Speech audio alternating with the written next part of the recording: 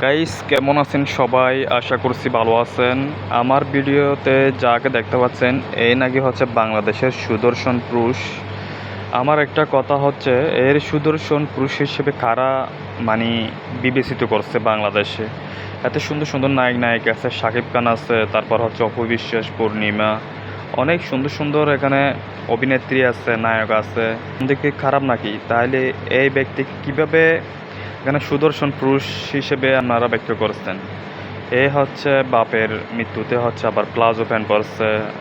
তাকে কি মেয়ে কিনা ছেলে তাও চিনা মুশকিল। তো এই ছেলেকে নাকি আবার বাংলাদেশের সুদর্শন পুরুষ হিসেবে বিবেচনা করা হয়েছে। তো আপনারা কমেন্টে জানাবেন এইটি কি আসলে কি মেয়ে নাকি ছেলে? আপনারা একটু কমেন্টে বলবেন। তো আজকের মতো এতটুকু ভিডিও। তো ভিডিওটা কেমন হয়েছে জানাবেন। যদি ভালো লাগে অবশ্যই শেয়ার করে দেবেন। পেজে নতুন হলে অবশ্যই পেজটা লাইক করে দেবেন, ফলো করে দেবেন এবং কমেন্ট করে দেবেন এবং ভিডিওটা বেশি বেশি শেয়ার করে দেবেন।